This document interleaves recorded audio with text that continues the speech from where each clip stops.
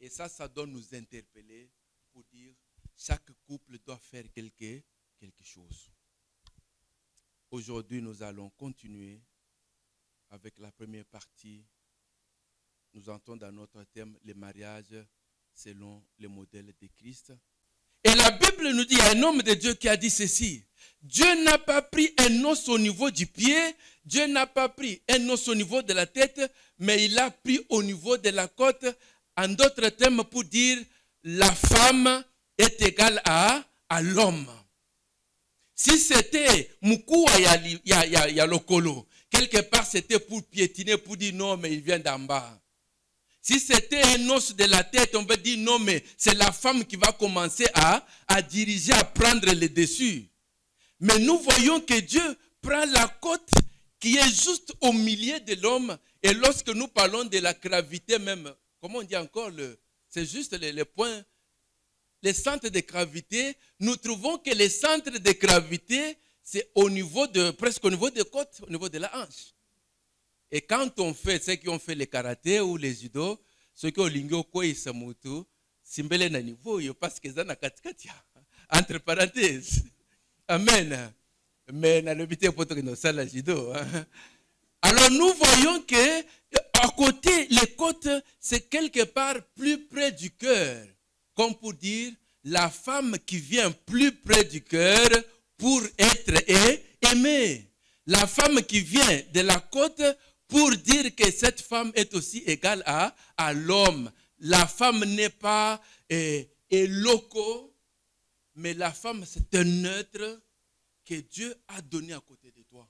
Et hier, nous avons même compris, nous avons lu dans la parole de Dieu, la Bible qui dit, celui qui trouve une femme, trouve le bonheur. Et nous avons compris que le fait d'avoir une femme, vous êtes bénis. Et la Bible dit, c'est une grâce de Dieu. Et la Bible nous dit ceci, ne prenez pas la grâce de Dieu en vain. Que ce soit la grâce d'être sauvé ou la grâce d'avoir une femme à côté de toi ou un homme à côté de toi, mais ne prenez pas cette grâce-là en vain. Alors nous comprenons que du moment qu'il y a des troubles dans nos mariages, dans nos foyers, et lorsqu'il y a des divorces, ainsi de suite, quelque part, nous bafouons cette grâce que Dieu nous a donnée. Et si bien aimé nous partons de ce point, nous allons comprendre comment nous pouvons vivre avec ma femme, celle que Dieu a mis à côté de moi. Et la Bible dit aussi, lorsque Dieu a créé, il a vu que tout était bon. Cela veut dire que quand l'homme maintenant commence à changer le modèle du mariage, cela veut dire que l'homme ou l'humanité va à l'encontre de la volonté de Dieu. Nous dirons que le mariage, bien aimé, c'est comme un médicament. Et lorsqu'on a un médicament, celui qui a fabriqué ce médicament, il a ce qu'on appelle le mode d'emploi. Si nous avons les comprimés, par exemple, comme l'aspirine ou paracétamol, nous disons, mais ça guérit les maux de tête. Mais celui qui a fabriqué dit combien il faut prendre par jour. Prenez 3, si c'est dosé de 500 grammes. Et du moment qu'on dit non, mais moi, ça ne m'intéresse pas le mode d'emploi, moi, je vais diviser le comprimé par 4. Un comprimé de 500 grammes que je divise par 4, je prends un le matin, je prends un le midi, je prends un le soir. Donc, en d'autres termes, il n'y aura pas d'efficacité. Nous devons maintenant nous conformer à celui qui a fabriqué les médicaments. En d'autres termes, nous disons que le mariage, il y a quelqu'un qui l'a instauré, il a donné ses principes, et pour que nous puissions nous réjouir du mariage, nous devons revenir aux principes qui sont donnés, ou alors au mode d'emploi de Dieu. Et le mode d'emploi de Dieu, c'est la parole de Dieu.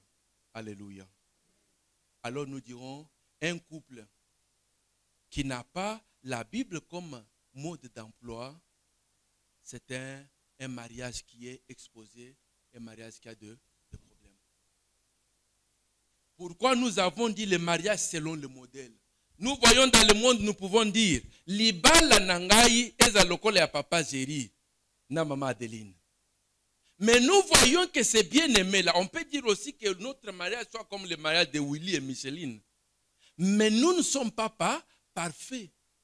Il y a des erreurs que nous commettons. Il y a des erreurs qu'il commet avec sa femme, et même avec nous aussi. Voilà pourquoi nous prenons un modèle qui est parfait, qui est le modèle de Christ.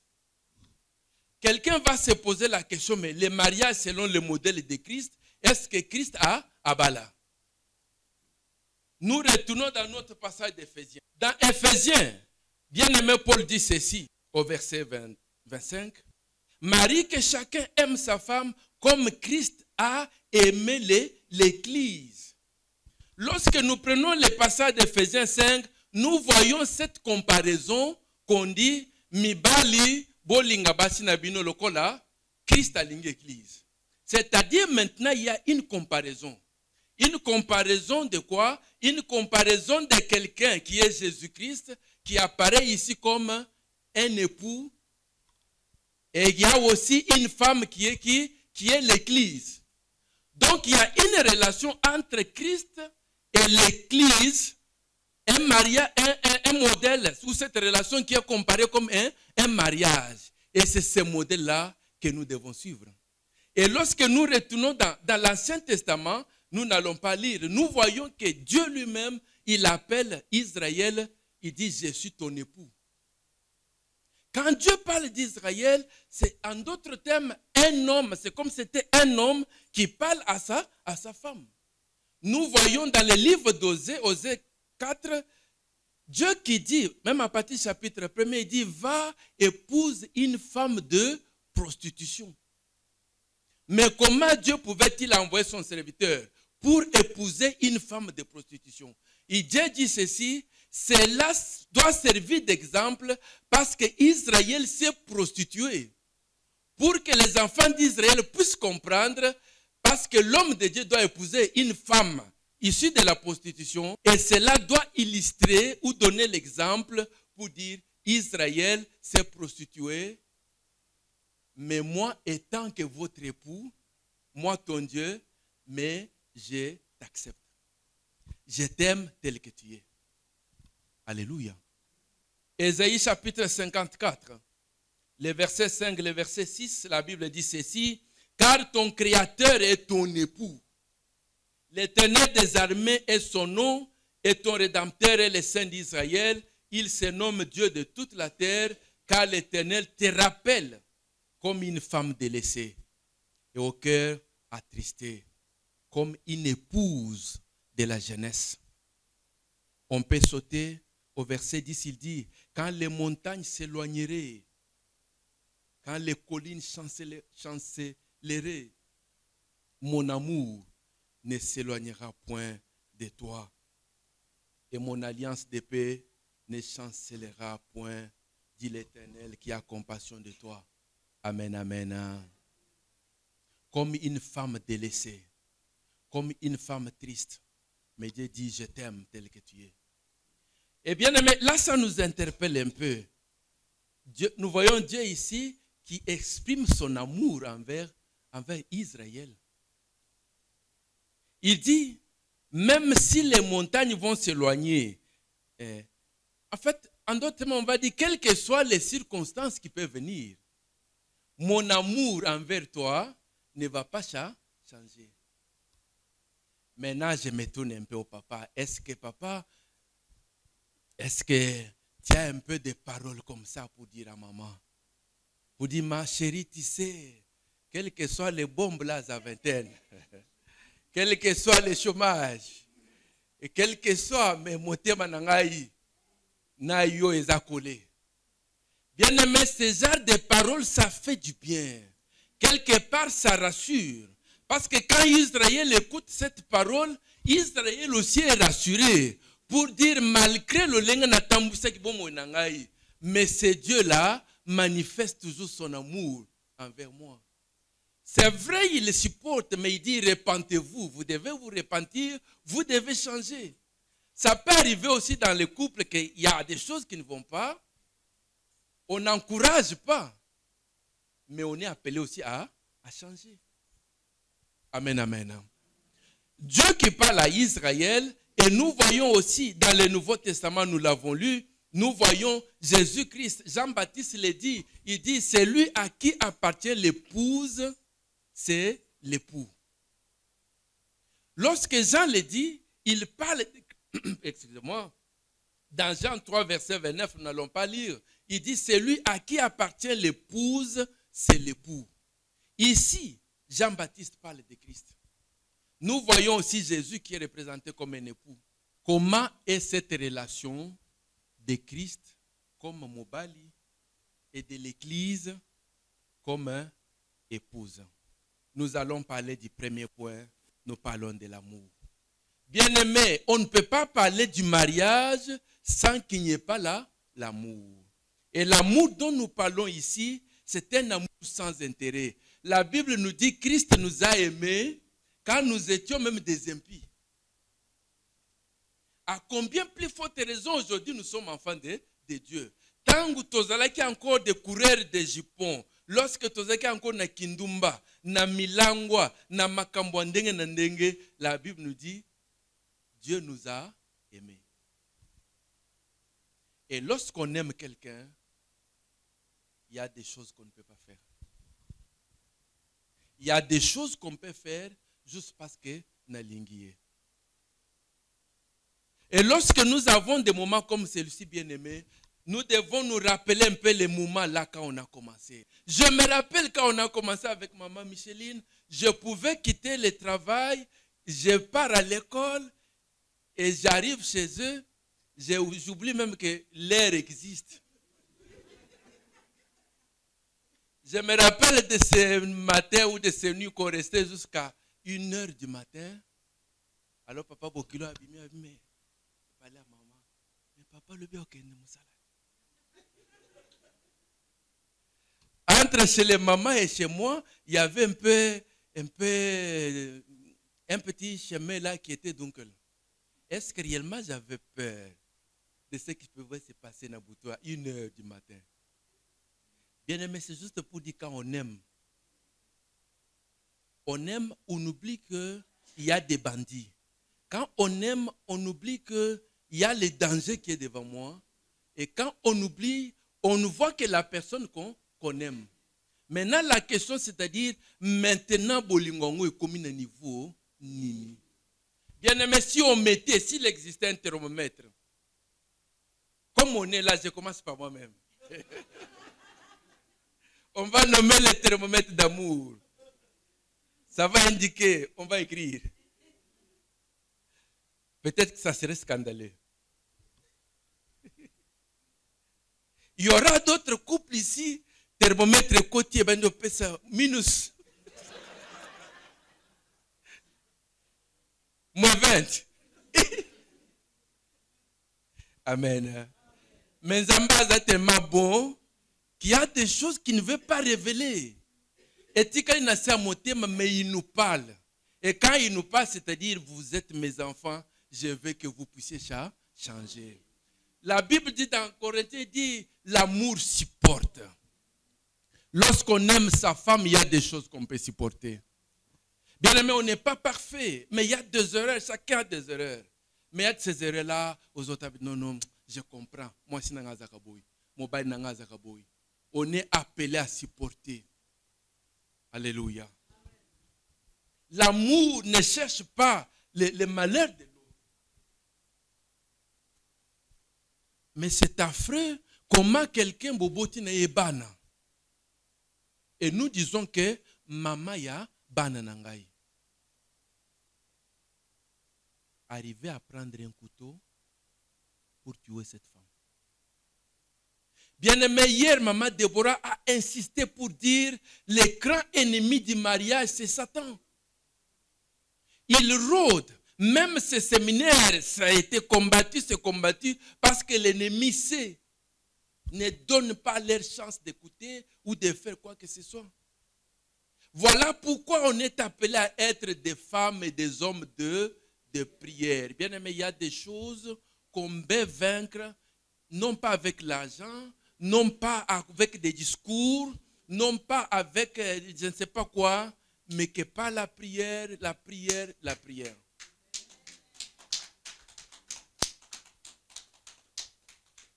L'amour. Cet amour doit être réciproque. Le deuxième élément, je voulais parler, lorsqu'on aime, on se livre. On se livre. On fait tout pour cette personne. Alors la Bible nous dit que Jésus lui-même s'est livré. Il s'est donné. Lorsqu'on aime, on voit qu'on peut tout donner sans réserve. Il a donné sa vie, c'est pourquoi il dit, il n'y a pas de plus grand amour que celui de donner sa vie pour ses amis. Mais il y a des choses dans nos vies, comment un papa qui n'accepte même pas de donner ne fût-ce que 30 minutes à sa femme.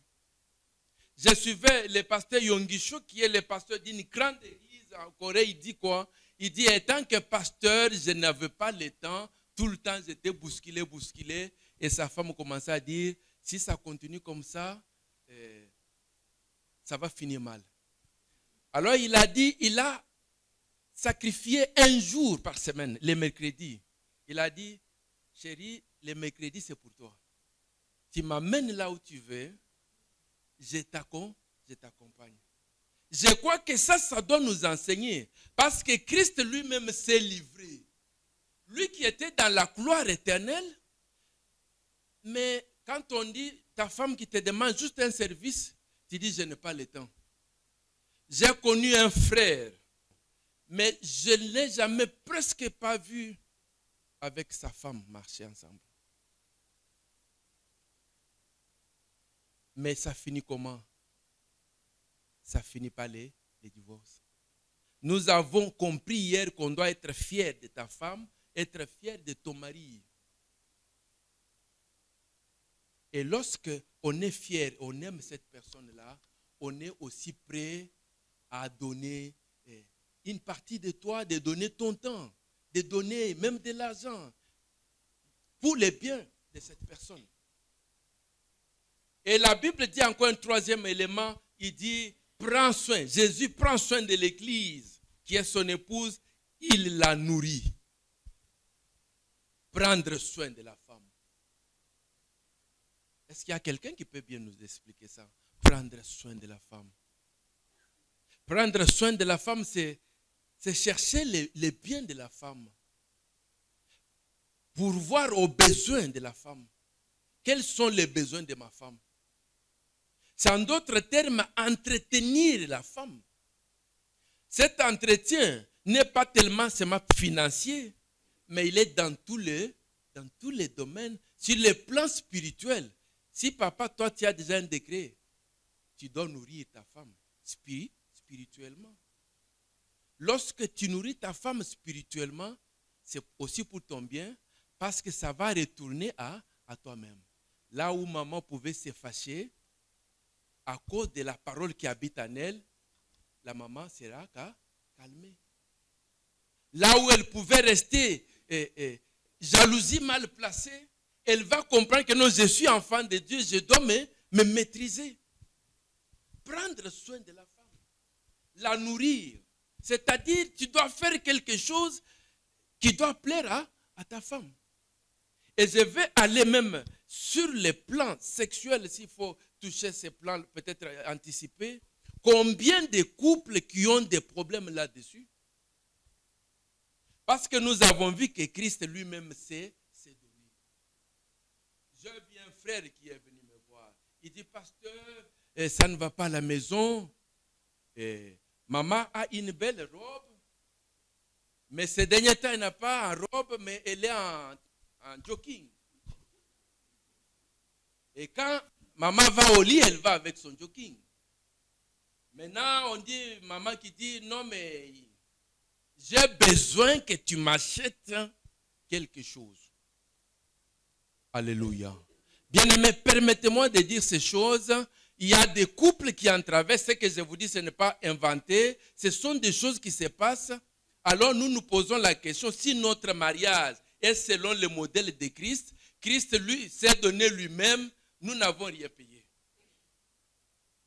Mais comment alors toi tu commences à chercher qu'on te paye?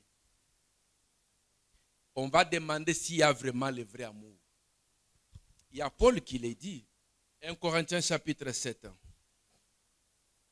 Le verset 4, la Bible dit ceci. Ce n'est pas la femme qui dispose de son corps, c'est son mari. De même, ce n'est pas le mari qui dispose de son corps, c'est sa femme.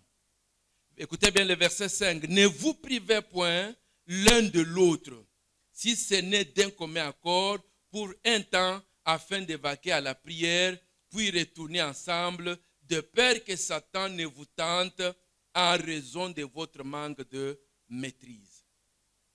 Amen, amen. Lorsqu'il y a un couple qui a ces problèmes comme difficulté, sachez que c'est une porte d'entrée aux démons que vous ouvrez dans votre couple. Parce que quelque part, c'est déjà une désobéissance à la parole de Dieu. La Bible dit, vous ne pouvez pas vous priver. Et la Bible dit, lorsqu'on est marié, on devient une seule chair.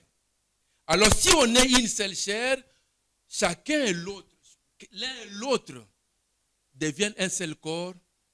Et comme la Bible nous dit, il est clair. C'est vrai qu'il y a des raisons du travail, des raisons de fatigue, des raisons quelconques. Et nous voyons aussi, comme maman Déborah l'a parlé hier, on peut même l'ajouter aussi comme étant aussi des causes, des troubles dans certains foyers. Et il y a encore un autre élément, et nous voyons aussi la Bible qui dit Christ honore l'Église. Si alors Christ est l'époux, il honore l'Église, c'est-à-dire l'homme aussi est appelé à honorer sa femme. Dans Proverbe 31, vous pouvez écrire, nous n'allons pas lire. Là, lorsqu'on parle de la femme vertueuse, on dit quoi vers la fin? Cet homme, son mari et ses enfants l'honorent. Et lorsque je lisais ce passage, j'ai dit, waouh, comment un homme peut-il honorer sa femme? Honorer, c'est donner de la valeur. Honorer, c'est considérer. C'est-à-dire, partout où tu es, je considère que moi, c'est Nangazali. Na façon nangaya koloba, na façon nangaya kwazir, je sais que ma femme est là, je lui donne de la valeur. Est-ce que papa, tu donnes de la valeur à ta femme? La façon dont tu parles à ta femme à la maison, quand tu lui parles même en présence des gens, quand tu lui parles même à l'église, même s'il y a un problème et que maman veut te donner un conseil, est-ce que tu l'acceptes? Considérer quelqu'un, c'est accepter aussi ce qu'il te dit. Combien de mamans qui souffrent jusque nandaku ngana zakana lobate soki na lobi oyanga ezakaya yamabe. Nous avons écouté ça hier. On ne doit pas être des familles ou des couples où l'homme a toujours raison, c'est l'homme qui connaît, c'est l'homme qui a les derniers mots. Nous allons encore rapidement dire, Christ, il a confiance à son épouse. Christ a confiance à l'Église. Christ a confiance à nous. S'il nous a établi des serviteurs et des servantes au milieu de nous, s'il nous a choisis, il nous a donné l'héritage, c'est parce que Christ a confiance en nous. Alors nous disons aussi, de même, les hommes doivent aussi avoir confiance en leurs femmes. Lorsque un couple qui manque de confiance, c'est déjà encore une porte d'entrée de problème. Moindre problème, il y a des soupçons. Bien aimé, il y a aussi la part de la femme. Et avant qu'on termine, la femme aussi doit être soumise. La Bible dit comme l'Église doit être soumise à Christ. La soumission de la femme ne veut pas dire que l'homme doit devenir un dictateur. Mais comprenons que la femme est cette aide que Dieu a mis à côté de nous. Lokola musungi pona tina ko aider. Aider dans les conseils, aider dans la vie quotidienne. Combien des hommes qui ont reconnu, si j'avais écouté ma femme, je n'aurais pas commis certaines erreurs dans ma vie. À cause de l'orgueil masculin. Et la Bible dit aussi que la femme doit être une femme qui a la crainte de Dieu. Nous avons vu dans Juge que cette femme a connu la mort parce que quelque part au départ, elle était infidèle. Et nous voyons que si la femme et l'homme, on a la crainte de Dieu, on est un couple qui est béni. Et nous avons dit hier, le salaire du péché, c'est la mort. Là où les couples qui vivent dans le péché, ils attirent la mort dans leur couple. Ça peut être la mort de l'un des partenaires, ça peut être même la mort d'un des enfants, mort physique, et ça peut aussi être la mort spirituelle. Et nous disons, il y a des points clés, les pardons. Si aujourd'hui nous sommes enfants de Dieu, c'est parce que Dieu nous a pardonné. Et parce qu'il nous a pardonné, il demande que nous puissions aussi nous pardonner. Et il y a un problème qui fait qu'il y a des couples qui ont des problèmes parce qu'il n'y a pas de pardon. Nous bronchons d'une manière ou d'une autre. Par ma façon de parler. Mais est-ce que mon partenaire peut m'accepter? Est-ce qu'il peut me pardonner? Un couple qui manque de pardon, c'est un couple qui sera toujours basculé parce qu'on a toujours les souvenirs du passé. Et si nous prenons les textes de Proverbes 30, la Bible dit, cette femme, elle fait du bien et non du mal à son mari. Je vais même terminer par ici. Cette femme fait du bien et non du mal à son mari. Ici, la question se pose à quelqu'un. Ma soeur, façon na yo koloba, façon na yo se comporter nandako. Est-ce que tu fais du bien ou tu fais du mal à ton mari? La même question se pose aussi à l'homme. Tant ozo bomba mbongo. Est-ce que tu fais du bien à ton mari ou à ta femme? Tu fais du bien ou tu fais du mal? Et ce sont ces genres de questions qui doivent nous interpeller. Bref, le Seigneur veut que nous puissions